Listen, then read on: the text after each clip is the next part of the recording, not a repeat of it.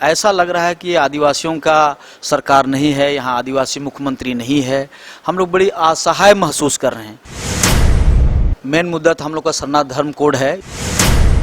आदिवासी के मुख्यमंत्री होते हुए भी हमारी कोई मांग मानी नहीं जा रही है। बिल्कुल स्थानीय और नियोजन का ही विषय है और उसी बात को भी हम लोग राज्यपाल के यहाँ रखने के लिए हम लोग आए हैं। हमें ऐसा लग रहा है कि सरकार के समर्थन से ही यहाँ की भूमि लूट हो रही है। झारखंड में सरना धर्म कोड का विषय आदिवासियों की पहचान और शिनाख्त से जुड़ा विषय है, लिहाजा इसे लेकर के लंबे समय से संघर्ष किया जा रहा है, आंदोलन चल रहा है, इस पर खूब राजनीति भी हो रही है। इस वक्त हमारे साथ मौजूद है आदिवासियों के धर्मगुरु बंधन तिग्गा जी, जिनसे बात करते हैं कि आखिर क्या वजह रही कि आज राजभवन आना पड़ा और क्या विषय हैं जिनको ये राज्यपाल के सामने उठाना चाहते हैं। बंधन जी, ये विषय तो बहुत पुराना है, आखिर अब क्या जरूरत पड़ी कि राजभवन आना पड़ा? अब तक जो हम लोगों का अभियान या आंदोलन रहा है और इस पर केंद्र सरकार हो या झारखंड सरकार हो, वो हमारी मांगों के ऊपर जो लापरवाही हो रही है, ध्यान नहीं दिया जा रहा है। इसको लेके पूरे देश में आदिवासी समाज के अंदर में आक्रोश है और इस मांग को लेके हम लोग विभिन्न राज्यों में भी धरना प्रदर्शन या हमारा अभियान आंदोलन हम लोग चला रहे हैं।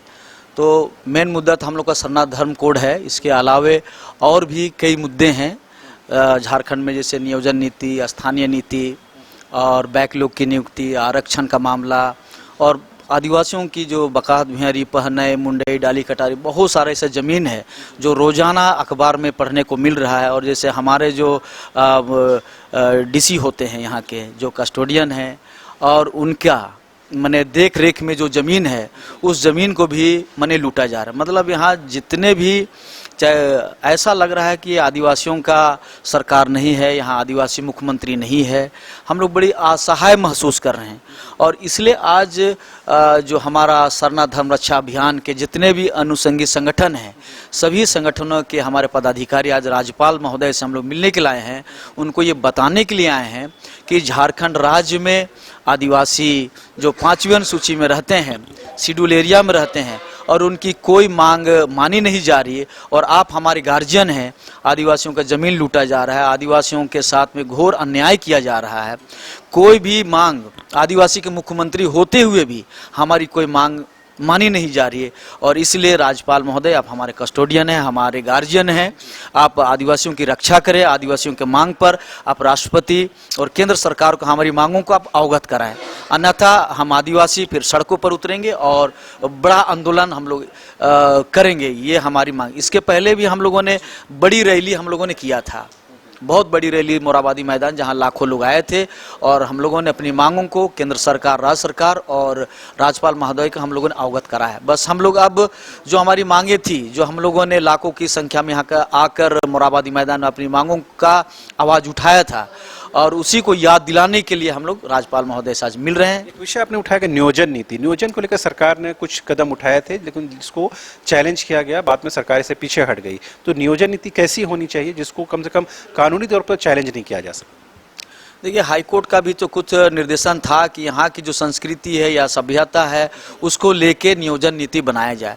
तो सरकार को हमारी सुझाव है कि जो भी यहाँ सामाजिक संगठन हैं और जो विपक्ष है, सारे लोगों से सलाह मशवरा बढ़िया तरीके से करके नियोजन, जो सबकी सहमति हो, एक ऐसे नियोजन नीति बने जो यहाँ के जो झारखंडी है, आदिवासी हैं या मूलवासी हैं, जो जिसके लिए झारखंड बना और सभी लोगों को पता है कि नियोजन नीति क्या होना चाहिए। जो 40-60 और कई तरह की बातों को लाके भटकाया जा रहा है और इसलिए सरकार को मालूम, जैसे 32 की खतियान की बात होती थी, तो बात यहाँ शेड्यूल एरिया है, 5वीं अनुसूची है और गैर अनुसूचित क्षेत्र भी है। तो यहाँ पर हम लोग एक बात कह सकते हैं कि शेड्यूल एरिया में कोई बस नहीं सकता है गैर आदिवासी, आदिवासी की ज़मीन रजिस्ट्री होती नहीं है।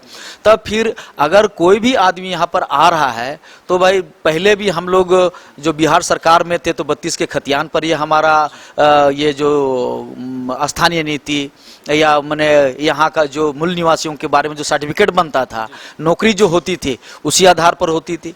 तो जो बिहार गवर्नमेंट का जो सर्कुलर था उसी को अगर ये झारखंड सरकार लागू कर देता तो आज ये नौबत नहीं आती। इतने सब कुछ स्पष्ट है, फिर भी सरकार क्यों नहीं बढ़ पाती आगे? जिस समय आप कह रहे हैं कि आदिवासी मुख्यमंत्री है, आदिवासियों की हिमायत से सरकार बनी है, उसके बावजूद भी सरकार क्यों नहीं इस दिशा में काम कर पाती है? हमें लगता है कि सरकार में इच्छा शक्ति नहीं है, और या तो मुख्यमंत्री ऐसी किस बातों से वो मतलब मजबूर है जो इन सारी बातों को माने क्लियर वो नहीं कर पा रहे हैं, जबकि हम आदिवासियों का पूरी उनको सहयोग था।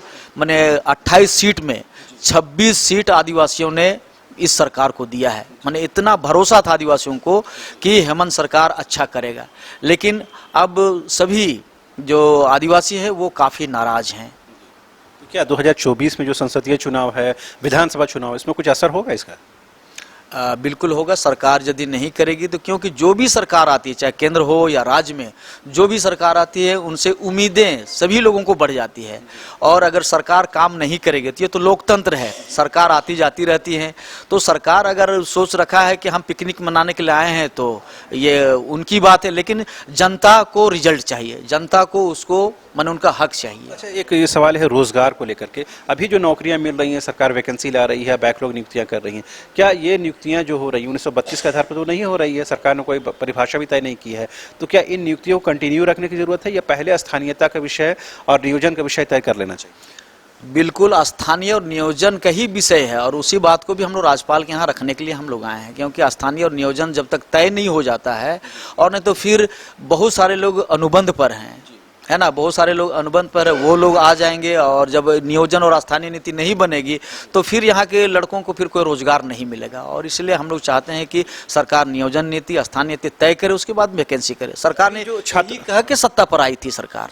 अभी बहुत सारे छात्र नेताओं के द्वारा जो स्थानीयता के विषय पर 60-40 को लेकर के, भाषा संस्कृति लेकर आंदोलन चल रहा है, क्या उन आंदोलनों को आप लोग की हिमायत या आप लोग का समर्थन प्राप्त है? अभी इस पर तो बहुत सारी बातें हो रही है, लेकिन हम लोग अपनी जो मांगे हैं, पुरानी मांगे हैं, उसी को लेकर हम लोग आगे बढ़ रहे हैं। बाकी 40-60 क्या है हम लोग को कुछ समझ में नहीं आ रहा है, तो इस पर अभी मैं कुछ नहीं बोलना चाहता। सवाल, अब से थोड़ी देर पहले हम लोग गए थे बड़ा घाघरा, जो नामकुम वाले जाने वाले रास्ते में है। वहाँ पर जो ग्राम सभा के लोग हैं पिछले 154 दिनों से धरना प्रदर्शन कर रहे हैं इस तरह के जमीन के लूट को लेकर के। तो आपको लगता है कि वाकई में आदिवासियों की जमीन लूट हो रही है? उन लोगों ने यहाँ तक कहा कि अगर यही लूट जारी रही तो झारखंड में आदिवासी बचेंगे ही नहीं। आज हम लोग राज्यपाल को कई पेपर हम लोग सौंपने वाले हैं कि कहीं पर 40 एकड़, कहीं पर 20 एकड़, कहीं पर इस तरह का आदिवासियों की बकात, भिहारी, पहनाई, डाली, कतारी, बहुत सारा ऐसे जमीन है जिसको कि एकदम माने सादा पट्टा पर दिखा के कई ऐसे भूमि माफिया लोग जो हैं वो सीओ से मिलके या कर्मचारी से मिलके माने डुप्लीकेट माने रसीद काट दिया जा रहा है, और भोले भाले आदिवासियों को दबाव दिया जा रहा है। इसमें थाना भी संलिप्त है और सीओ भी संलिप्त है। माने हमें ऐसा लग रहा है कि सरकार के समर्थन से ही यहाँ की भूमि लूट हो रही है। तो आपने सुना बंधन तेगा जी ने साफ तौर पर कहा कि अगर आदिवासी मुख्यमंत्री के रहते हुए आदिवासियों की, मूलवासियों की जमीन, जल जंगल जमीन अगर सुरक्षित नहीं है तो फिर ऐसी सरकार को लेकर के एक संशय उत्पन्न होना लाजमी है। जाहिर सी बात है, अगले साल झारखंड में संसदीय भी चुनाव है और विधानसभा भी चुनाव है, ऐसे में इन चुनावों में इन चीज़ों का असर पड़ना भी लाजमी है। फिलहाल आप देखते रहिए न्यूज़ बाइस्कोप। मुझे और मेरे सहयोगी विकास को दीजिए इजाजत। नमस्कार।